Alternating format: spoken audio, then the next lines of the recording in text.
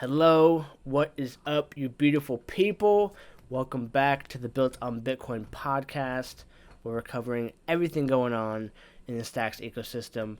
And today, I have Sungmin Aum on the podcast.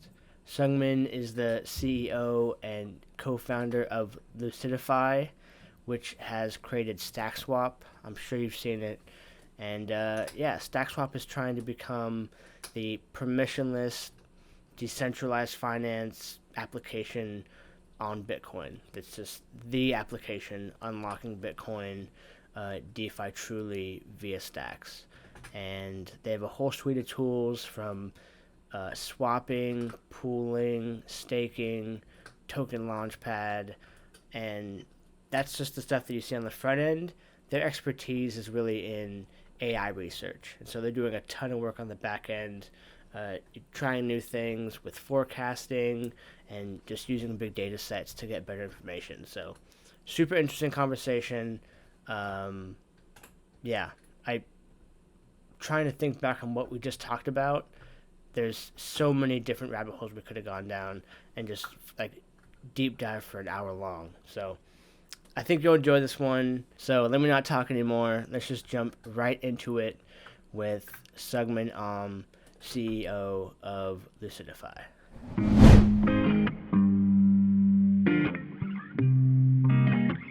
Welcome to Built on Bitcoin. Today I got Sungmin here with me. How you doing, my friend? Great to be up early and get ready for the interview. Love to hear it. I'm excited to chat. I see that you guys just released an updated UI for what you guys are been working on. You guys launched a little bit ago, but I'd love to just start with kind of the basics and a little bit of your background. What's your expertise and what's your kind of like wheelhouse? So I've lured my PhD LMH to start the company. We are all AI and data security researchers, and our interest in blockchain and DeFi in particular over the years has led us here. And we've built multiple DeFi projects over different blockchains, and we really enjoyed the journey. And now we are all in on Stacks. Okay. And why, out of all the things you guys could have chosen, there's so much liquidity in Ethereum. You could probably get more money on the front end, maybe. Like, why choose Stacks? So we're a bit of an idealist, and so we want to bring a true decentralized finance to Bitcoin, like the largest, oldest, and most secure blockchain ecosystem, right? So, and we believe Stacks was the best solution to make such things possible because number one, Stacks allows smart contract functionality on Bitcoin. Well, everybody knows that. And number two, this is actually more important. The POX consensus mechanism of Stacks inherently allow it to have potential for native Bitcoin transaction from Stack smart contract calls, which is something that does not exist on any other major blockchain. And this is a significant advantage of Stacks over any other existing solution because you couldn't have a native smart contract call and then you can move the Bitcoin because it's so tightly coupled with the Bitcoin through the mining process. So when I saw that, like, dude, this is it. Yeah, it's a huge unlock. And to double click on that, because we hear a lot about that, like Stacks is connected to Bitcoin, POX is this kind of like unique, novel consensus mechanism.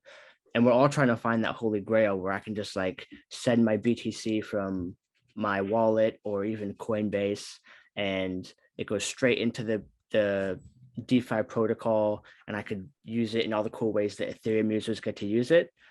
It doesn't seem like we're there yet, though. Like we're still kind of using these band-aid things. Since you're so close to it, where are we at currently in like the current functionality versus like what's coming down the pipeline? So like all the pieces are there, almost there, except the native Bitcoin transaction call from Stack smart contract, which is kind of possible. In a way, it's there because of POX contract, probably one of the first contracts to be used in the Stacks. It distributes Bitcoin, right? Like through the mining process, a stacking process. So I guess what really needs to be done is to integrate Bitcoin wallet into the Hero wallet. It's kind of possible right now because if you create a Stacks wallet, then you could kind of sign into your Bitcoin wallet, and we'll just in terms of like user interface, it's not that friendly for everyday users yet, but all the potential is there. They just need to iron things out and get things out the way. Some of the like priorities, such as like hyperchain, and I think it's gonna be there, like hopefully within this year. That's what I'm hoping Okay. for. And I've heard murmurs that Stacks 2.1 is going to bring some new functionality. Do you know anything about that? Yeah, I mean, but there's so many things on the priority queue that just keep on getting bumped up back and forth. So we'll have to see, man, like until it comes out. But like, guys are working on the core code like Jude and them. They're geniuses. So I'm sure you will see something awesome when it's out. Yep. Yeah, I like to pop into the blockchain like weekly meeting, and I have no idea what they're saying, but I just kind of sit in the background and just like feel smart and try and pick up a couple keywords. It's cool to see that, and they're working on it. Well, let's then jump into what you guys are working on. So, give us the broad. You've kind of touched on it a little bit, but what is Stackswap? What are you building? Our value and like our kind of like a mission statement is that we want to deliver an easy approach to fully fledged decentralized finance into Bitcoin via Stacks. So, and one of the most important keyword that we focus on, I think, is permissionless. Like we believe the word decentralized should mean permissionless, right? Like if you ask someone for permission to do things, it's a centralized project, not a DeFi. So like, what does it mean by permissionless? I think it means you could do what you want without the approval of a centralized operating party. So for in context of an exchange and token generation launchpad like ours, this means one can issue and publish their own coin on blockchain without anyone's approval, including us. And this is crucial, I think, especially for smaller projects because they're generally not well funded, or like some small like non-profit projects too, and need to move forward as soon as possible, right? Everybody's in competition, and we have no time nowadays. But if you need to ask permission from an exchange to list and publish coin on the blockchain, it inevitably creates a lot of costs, both in terms of time and money. So we want to bring decentralized finance to the masses, like those who are even not well equipped with tech. I want to let them be able to participate like right away as soon as possible. And as I mentioned earlier, the core team members were researchers, so like we have the spirit to like invent new tech, try to make a social impact with it. And when you think about it, the ability to create their own money and allowing anyone to exchange them against others, it just was only possible only for the powerful few until very, very recently. And that's what we like to bring, to bring more freedom for the people to just do what they want. And in a way, this I believe is like a major difference between us and others in the Stacks ecosystem. We have this cypherpunk culture to the core. I mean, like, how cool is it that like we could actually do so many things that were only possible, in fictions lately? And I believe with a lot of effort, I'm sure we could endow power to the masses and just give them the choices to participate in the wide range of economies they want. So yeah, Stackswap is we have this exchange mechanism right now, and I think it's vital to any economy. And yeah, we want to keep it open for more people, easy access and all. Okay, you touched on like 5 things I found fascinating, so I'm trying to pick what thread to pull. But let's start with the point you just ended on, which is the swapping mechanism. The way that I interpret that is the reason it's so powerful is because the ability to enter and exit a token is like being able to enter and exit a country or a community. Like it's free, it's like free flowing trade in all aspects. And so if I don't believe in what that token's doing because some fundamental change, I can all leave, and I'm not stuck and have to vest or anything. I can just freely move to that next thing. What is the power? Like what does that unlock to be able to have this free open access and swapping across all these tokens that you guys are offering? In order for you to be able to jump from one economy to another, there has to be a lot of options, right? And right now, Stacks being a bit now it's being more mature. Until recently, it was in the nascent stage of a DeFi at least. So we need to provide some kind of like an easy mechanism people to just enter this Stacks/Bitcoin DeFi ecosystem, and not everybody could develop in clarity, right? And have time to learn it and write code and publish it while they prepare for their business or nonprofit organization matters. One of the issues that we ran into, like of all the blockchain projects that we tried in the other blockchain, there's so much time and a bit of money that it takes to even get like simple audits. And without this audit paper, you can't move forward to do anything. So we allow people to have this free, pre-audited token contracts, they could just use. And that will lower the barrier of entry to create this different economy. Now, then, of course, you could like list right away and swap among each other. And yeah, now that allows this, free like flow plus a network effect. And that's what we try to aim for. Yeah. So both of them together.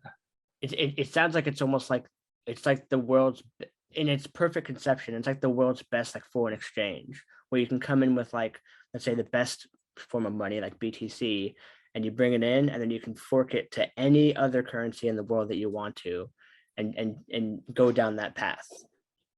Yeah. Very interesting.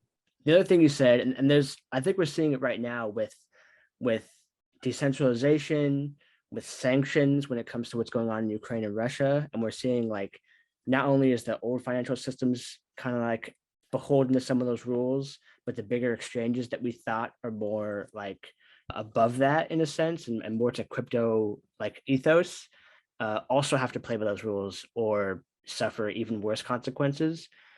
How does that come into play where, there's this give and take between decentralization and censoring things that collectively we deem as negative? How do you guys find that balance? How do you protect yourself from always being decentralized and censorship resistant? So you can't be completely decentralized and anonymous. I mean, maybe it's possible to a certain degree, but nowadays, unless you don't use your phone anymore, it's your information is out there, and it's very difficult to hide it completely. And some degree of centralization, I don't think it's possible to avoid it, at least for now. But what we want to aim for is eventually like, something that I don't really want to fight the current regulations. I don't think it's good for the community as a whole. You can fight it, but like it won't allow you to grow as much. You know what I mean? We need to have more people in the community. So like, I want to find a way to be okay with the regulation, but at the same time provide as much censorship resistance as possible. So that needs decentralization, right? So I think like the way the DeFi project's been running is pretty brilliant. Like you have this core code that does the exchange functionality on a blockchain. So it's like all the backend is in the blockchain and nobody can touch it. It's already published. And at the same time, you service it through a front end, and using that smart contracts that you deployed. So you can have some kind of a centralized operation. But if you ever, get some kind of sanction, or if you cannot allow people to join through your front end that you operate centrally, they could still access it through blockchain, although it needs a bit of a learning and coding probably, but it has a inherent censorship resistance to the financial market. One thing that fascinated me into DeFi when Uniswap first started was I was trading in a centralized exchange using like AI algorithm time to time, and it happens sometimes like you can't get a connection to the exchange whenever there's this large price fluctuation. Somehow mysteriously the server gets shut down and your position gets liquidated sometimes, right?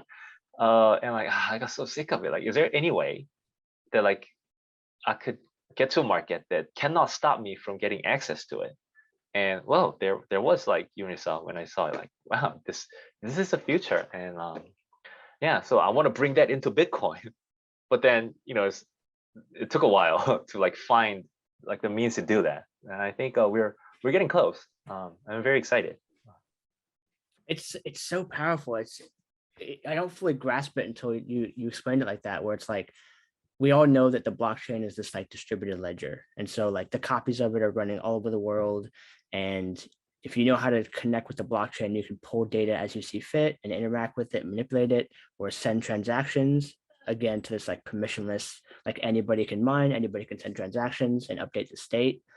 And it seems like that one thing that we're kind of missing is that how do we fully decentralize, the harder things like DNS or connecting to a front end, because then they literally can't stop what's going on. Every piece of it is there. And you probably need to run like network, like community run network, like everybody run their own Wi-Fi hotspot so that people can connect the mesh network, bring it to the satellite. That'll be the volunteers. All that needs to be done. I want to be able to support it. Once we have enough money, we might. We want to see that. We're gonna create our own Comcast and all these different ISPs. Yeah, like anyone could just get an access to internet, thus blockchain, like right away. That's powerful. Okay, I'm gonna come back to some of the more specific Stackswap stuff. I want to touch on some of the stuff that you worked on when it comes to AI. And I heard in a previous interview, I think it was with Gina, we talked about how you guys had an expertise in Black Swan events. And my only connection with that is really trying to read Nassim Taleb's book, Black Swan. And it's a heady book. I don't fully grasp it. What is a Black Swan event, and how do you study those things? So Black Swan event is something that is very, very improbable, but nonetheless does happen.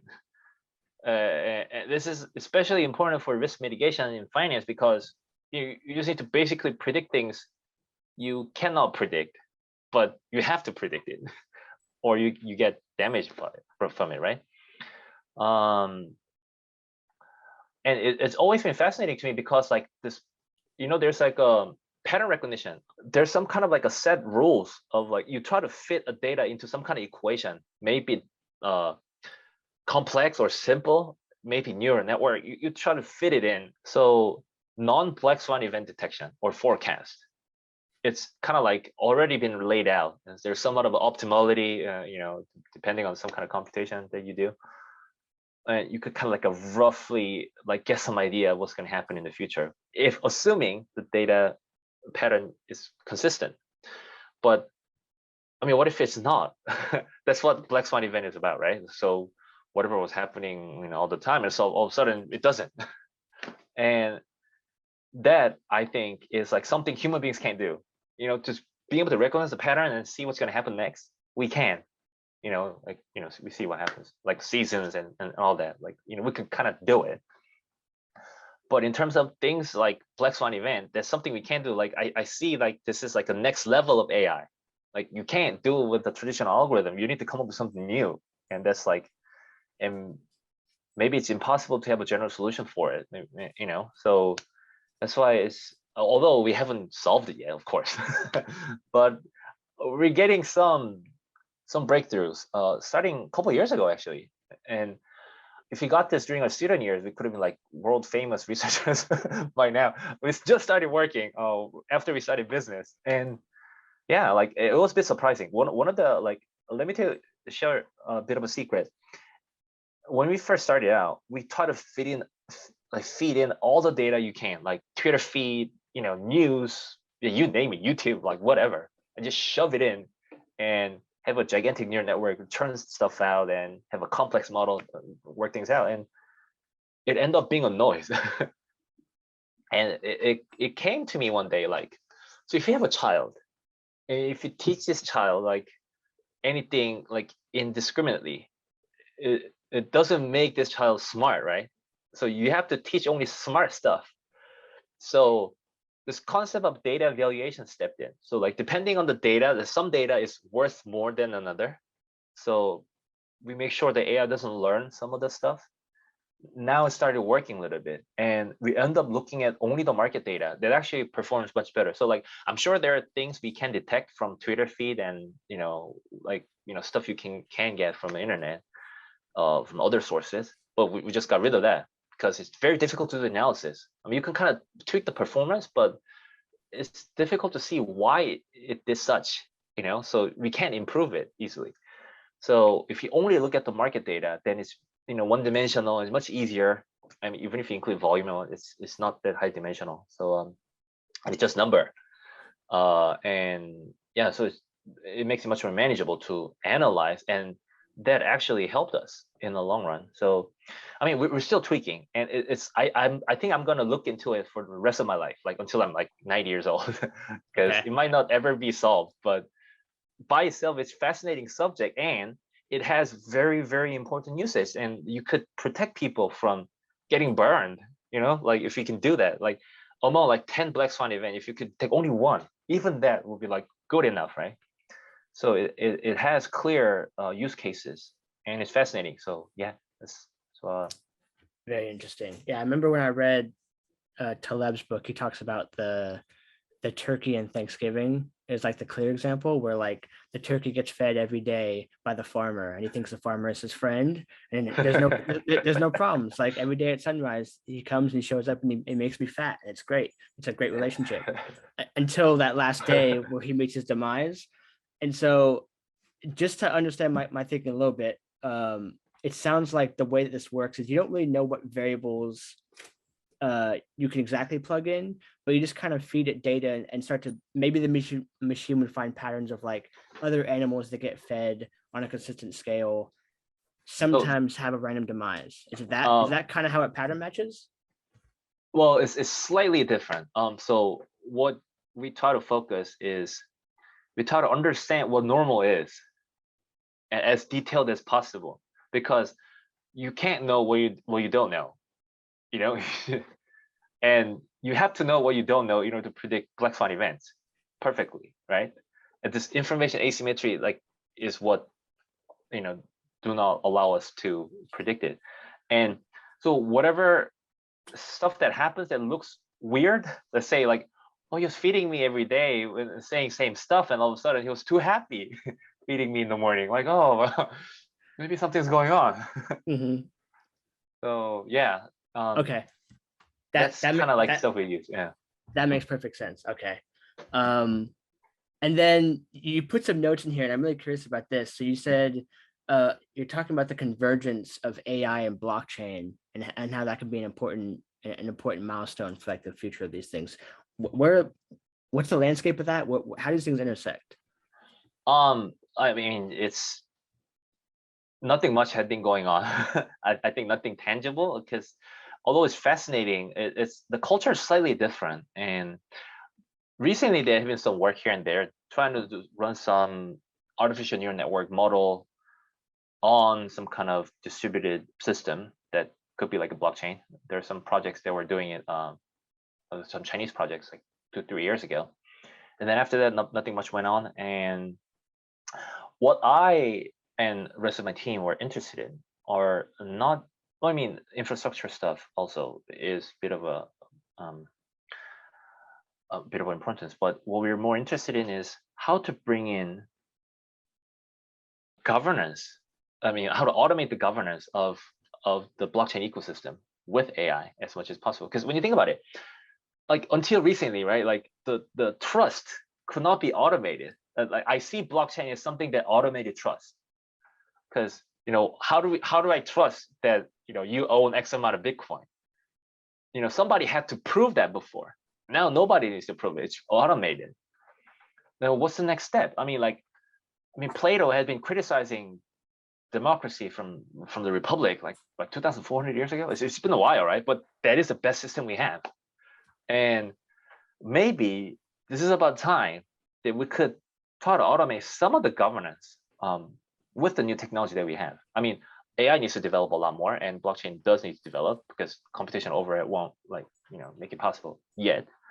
But if it could, blockchain ecosystem, you just mentioned it earlier, like it's like a whole new economy, and like if you enter a token ecosystem, it's like a new country, right?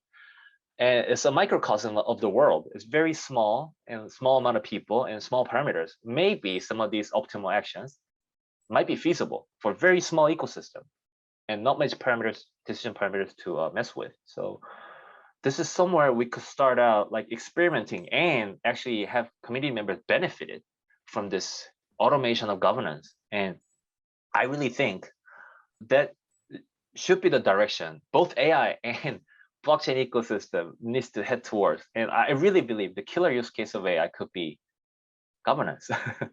So, I mean, we don't want all this kind of stuff, but like at least some part of it we can, right? I mean, That was my first thought, and I think that's everyone's first danger is they go straight to the exact worst case, which is like we have these cyborg overlords that they just kind of like act like humans and they control us. Um, but I think we're already seeing it. Like when I first used a Tesla and I had it drive for me, I was like, oh wow, this is amazing. Like the future is already here. It's yeah, just in yeah, these beautiful cars that we're seeing pass by every day. And my regular friends that I talk to, if they haven't interacted with it, they're like, I would never trust that thing. There's no way it's gonna be better than a human. There's no chance. And I'm like, until you drive it, yeah. But once you have that experience, it's like totally it's different, right? yeah, Like, wow. it does perfect lane keeping. It keeps the car in front of me. It's aware of everything around me. It doesn't get tired, and we have a history of records. So like they could look at the data and go, the chance of an autopilot Tesla getting in a crash is X% lower than the average human. Let's go with that and give you maybe a discount on your insurance or something because we Yeah, trust the system more than that. Like I think you're right. It starts in these small areas that are like that. Now that I've driven a Tesla, I hate driving. It's such a waste of time. Like, can I just hit that button and be on my phone? Like, I got a book to read. Like, let me just let the car do its thing. It's gonna start like that with small use cases like driving or small decision making efforts, yeah. and we'll just lever And up over time. yeah, one of the stuff that we can automate is like token release schedule for the community, like how much to allocate a certain pool and how much to release to the community. Like, what's the optimal number? It's basically like input and output control theory problem. And this is something the AI can do very well, like numbers and factors to consider. So yeah, like we just want to try our best to make sure the Stackswap becomes popularized. Then there'll be more participants in the ecosystem. Then we can try all this AI stuff. It could be super Got it. cool. Got it. That's very cool. And that's one of those things where uh it's almost in the background. Like they won't know it's going on. They just know that for some reason StackSwap works really, really well and their yields are better, whatever it is.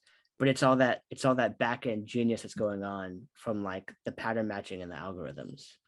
Yeah, yeah. Very That's the vision. that's very interesting. So that stuff that you're not working on right now, it's you guys have more priorities in front of that stuff. Yeah, yeah. I mean, we are working on it in parallel. Okay. But we have to wait. Like I said, we have to wait until some of the stuff from foundation is in place, like hyperchain and many other things. Once it's there, then it'll be ready to go. Because without it, you can't really. I mean, we can model it, but dynamic between the blockchain and the centralized server and see how things are going with the numbers. It's a bit tricky. It has to be there. So the real model has to be there in order for us to like fine tune it. So we have to wait for a little bit until everything's ready. Got it. Okay, cool. And I'm realizing, man, we're just riffing so well right here. We're already at a half hour. Oh shit. So I want to cover as much as I can in maybe these next 15 or so. Okay. And we haven't even really discovered or talked about all the things that you guys offer. So we have discussed swapping. What's some of the other stuff that you guys offer with StackSwap? Well, like the standard DeFi stuff, like pooling, which means people put up their LP token, lock it for X amount of time, and get rewarded StackSwap token.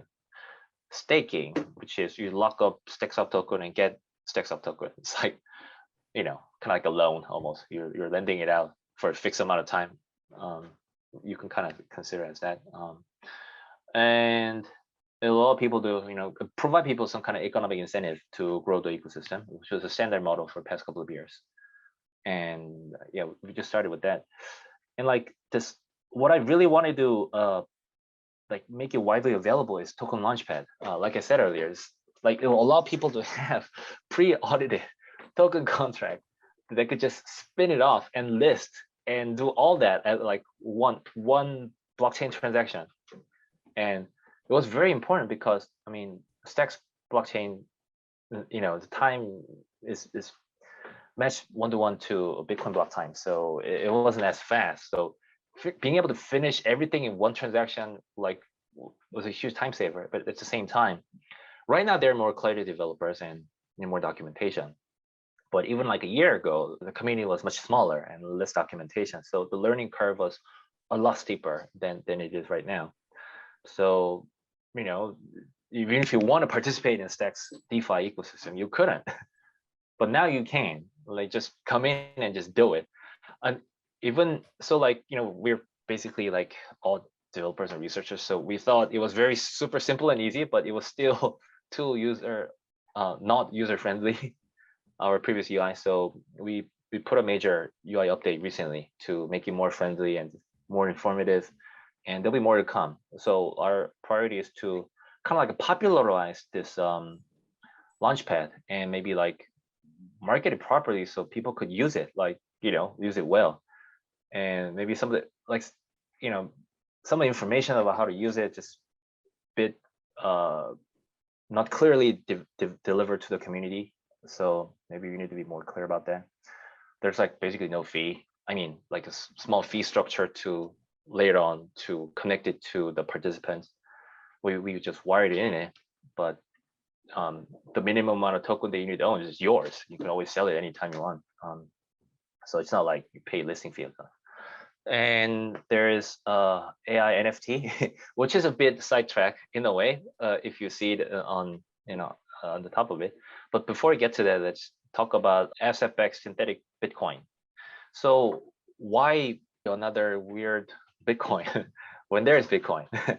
So, I mean, I see Bitcoin as much more stable storage of wealth than fiat currencies. So it's just my personal belief. And also the belief of many team members in the Stackswap. So one of the problem of Bitcoin always being criticized is the scarcity, right? There's only so much Bitcoin, you won't be able to function as well as a currency. Well, then why don't we just create something that's like asset backed that tracks the price of a Bitcoin, like DAI, you know, but instead of tracking US dollar, tracking Bitcoin price. So we solve the scarcity issue by doing that. And like we want to experiment with the mechanism to convert any token asset into more stable Bitcoin asset. So we want to like try to see how it works with our own token first. Then maybe somewhere down the road, we can offer it to like anybody who issue their token. They want to have more, you know, stable asset-backed Bitcoin or whatever other asset they want to issue. So yeah, like we want to bring more variety and freedom into the ecosystem, like more building blocks people can play with. So that was the main thing. And we have some plans to make user adoption, you know, much more than right now. Only few people are using it. And one of which was like this AI NFT market. We just wanted to try something to experiment with the new type of NFT. So imagine you have a painting, but with gold. Even if nobody buys your painting, you can always extract that gold and sell it, right? And have some money out of it. So which means like the AI NFTs that we issue right now, it has like this asset-backed BTC embedded in it. Every time there's transaction, a little bit is stored more and more inside of a NFT. Once you burn it, then you can get the money back. So it inherently allows the lower bound of the worth of this particular NFT as a collateral. So, you know, this allows another like NFT, you know, like base lending ecosystem too.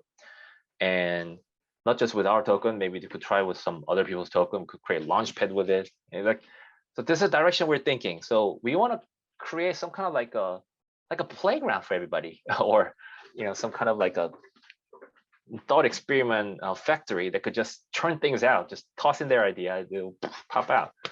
And yeah, and I want people to use it more so they could, I mean, there probably will be a lot of amazing use cases of a DeFi and just we haven't thought of.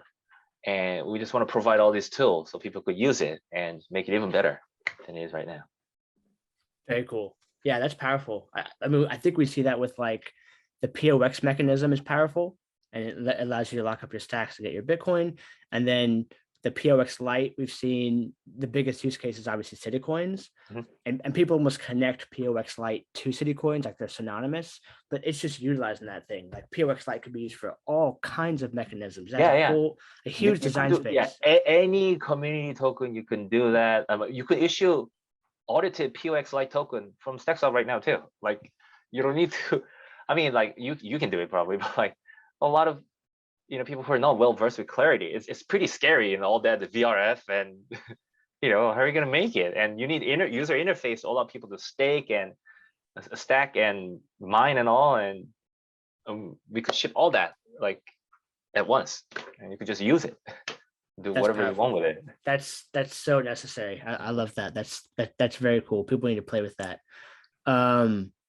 Okay, I want to switch gears a little bit because you guys were in the first cohort of Stacks Accelerator, which was super cool to watch you guys kind of like go from the beginning and then demo day, and now you're live and you've had V1 and you have V2 now, which is like a whole redesign. It's a light years ahead of the last design. Like it looks so good. How was Thank the you. accelerator, and how is it being in the cohort one up until when you started to search for funding? How was that process? So, I mean, right before the cohort one, we were in other accelerator program, like SOSV's China Accelerator, batch 19th, I think. So we did get some basics down, but what we learned the most, I mean, it's of course always helpful to learn things like over and over again that are important. What was most helpful was to get this tip on how to approach investors and interact with them a lot. So like I feel like I could talk to any investor right now, and like within 10 seconds, I know whether they're gonna invest or not. Like like I get it. Like so, sometimes you match, sometimes you don't, and there are ways to approach the investors too. Usually, the investors like the VCs are divided into three categories: the guys who believe in more team more, or product more, or market more. I mean, people care about all three, but there's always this like difference between these three. So like you look through their articles they publish somewhere that so, okay, this guy's product based, so I emphasize on product stuff and all that. And yeah, just through the process, like I got so familiar with it, so we raised like a little more than $4 million in like a couple of months, real quick. And yeah, it was awesome. And getting this, because as an entrepreneur you need to constantly raise money like forever like always.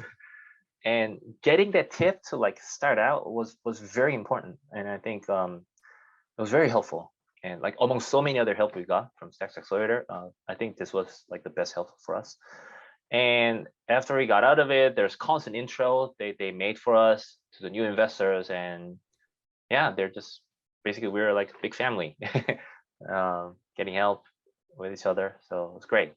And is there how do I word this? So you're getting courted by investors. Are you also judging like who is this person I'm investing from? Do I want them on my like? It's a two-way side. Like Of course, yes. So how was that process? So I mean, I try to avoid the people who are more into like a hit and run type of business, which is not a problem, and there's nothing wrong with it, just different investment style. So I try to get some like hands-on investors that who invest in their project and they want to like get involved and like pitch in the idea and try to have this journey together. I mean, like we're all here to make money, but might as well have fun with it, right? Where we do this. And the guys who I'm with, they only care about money, which is important. But if they only care about money, it's not as fun. If they like the journey and just have this experience together, that I think that's what's worth it. So when I talk to like a big VC firm, we try to find out their culture, like when they invest or they try to help, like or what are they trying to do with their portfolio companies. So yeah, that's the basic thing that we try to make decision upon. Are they more hands-on, more long-term investors? Yep. Got it. Okay. Well, last question I have, and I try to end these on this kind of like a more like off in the weeds high note. So if we're looking at Stackswap in 5 years, which I know is crazy because crypto moves so fast, so much can change all this. but like, what's a perfect home run look like where, you guys have executed, everything's gone perfectly in 5 years from now? Like we want to be the place for all Bitcoin DeFi. You come in and do anything Bitcoin DeFi. This is where you come. I mean, that'll be the perfect scenario. Beautiful. So, yeah. Okay. I love it. It's short, concise, and just like that's what we're working towards. We're the place. We're it. I love it. Well, man, this has been a great conversation, Sungmin. Any closing thoughts that you want to kind of like, anything I missed or anything you want to leave for the audience? Well, we're not very proficient at marketing ourselves, at least not yet, which we are trying very hard to improve. But there's just plenty of things you can take advantage of from Stackswap. So please try things out and give us feedbacks, and we'll deliver what you need and even more probably. So yeah, just feedbacks. Try things out. Give it a shot. And what's the best way if they play with it and they want to give some feedback directly? Where's the best place to keep in touch? Discord. Yeah, Discord. Come to our Discord, and yeah, we'll, even if you don't respond right away, we'll get to it. So Okay. We all get to every single problem. So we will eventually. And just so people hear it clearly, what's the website to get access to the app? It's www.stackswap.org. Perfect. Yeah. Beautiful. Sungmin, man, I mean, I feel like there's so many more things when it comes to AI or pooling and forecasting. We could talk for hours. Maybe we'll do a round 2 in the future when you guys have been building for a while. Like totally. Let's do this again. Like whenever we launch stuff out, and yeah, anytime.